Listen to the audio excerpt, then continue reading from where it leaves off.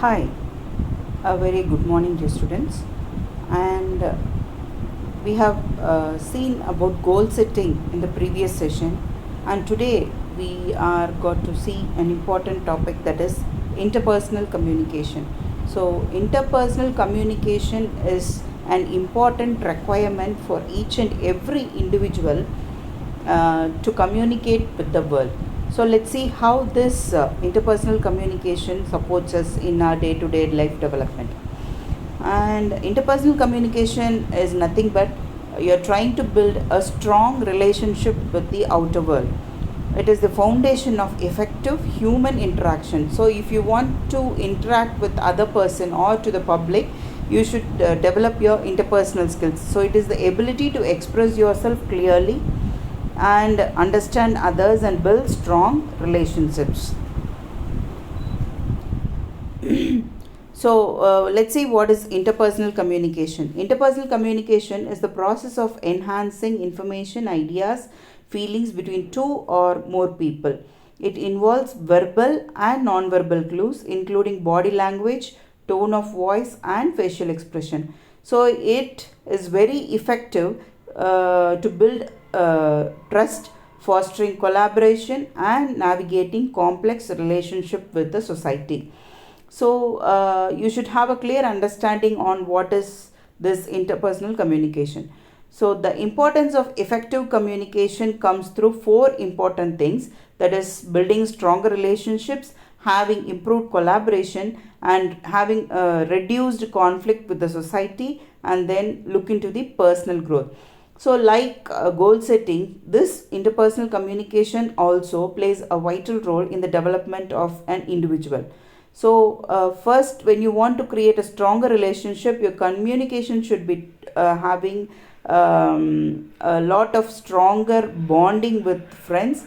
You should trust them and create some kind of intimacy along with your friends, family, and colleagues. So that will give you or support you with stronger relationships. So the next one is improved collaboration. So where you should have a clear communication, facilitate collaboration, and then you have to enable teamwork to achieve the goals in a better way.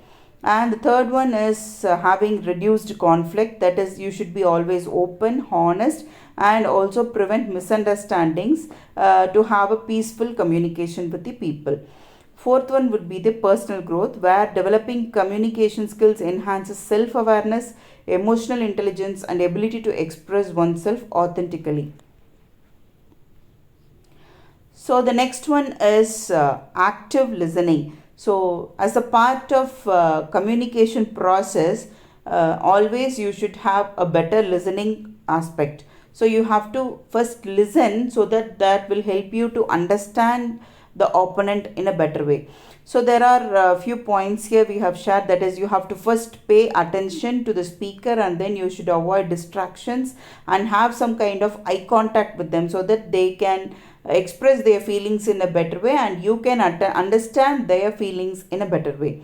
Then you can go for the asking clarifications, where if you are not understanding anything in their communication, you can just have clarifications that will give you a better understanding. Then you have to show interest on your verbal clues. You have to acknowledge their understanding by saying words like yes, I understood, so nodding your head. So everything will be your way of expressing your concept of understanding. The fourth one is summarizing and reflecting. So you have to paraphrase what the speaker says, and based on that you have to have an understanding on your mind, and you have to reflect accordingly. You have to give a feedback to the listener. So this would be helpful for them to communicate with you in a better way. So here, even the rather than verbal communication, non-verbal communication also helps us to communicate in a better way. So this non-verbal communication is nothing but the power of body language. So not only the language should speak, your body also should speak. So here four important things comes into effect, which will support you to communicate in a better way. So the four things are facial expression, gestures, eye contact, and proximity. So facial expression is the smiles, frowns, and other expressions that you do when you are communicating. So that will also observe or attract the attention of the listeners. The next one is the gesture. So when you give up some kind of gestures, hand movements, and posture movements, that will contradict the verbal messages, or that will support you to explain it in a better way. The next one would be the eye contact. So you should always have an eye contact with the speaker whom you are speaking with, so that they will also respond to you in a better manner. The fourth one would be the proximity. There is the physical space between the individuals that convey intimacy, formality, and discomfort. So the important concept while you're listening is empathizing. You should always connect through understanding them. So here we have segregated three important points, that is acknowledging the feelings of the speaker, then understanding the perspective, what they're trying to say, what is their point of view they are expressing, and then responding with compassion. So if you're doing these three things in a better way, you can contact to them or speak to them in a better way, and you can also have a good communication with the people. So your communication, interpersonal communication also will increase.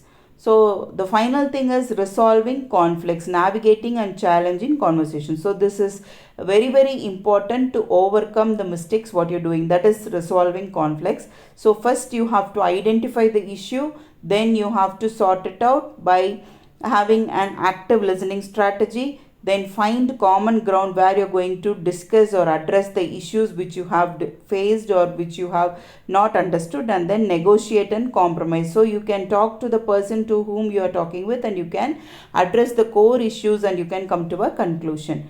So improving interpersonal communication is that you have to improvise your strategies and techniques. So these are the ways you can follow to improve your interpersonal communication. So first step is practice active listening. Pay attention to non-verbal cues, ask clarifying questions, and summarize key points. Then the second one is develop empathy to understand the perspective and respond accordingly. Third one is enhancing non-verbal skills. Use facial expressions, gestures, and tone of voice to convey your message effectively. And then the fourth one would be seeking feedback, requesting constructive feedback from your friends and family, so that you can identify the issues and you can seek for the improvement.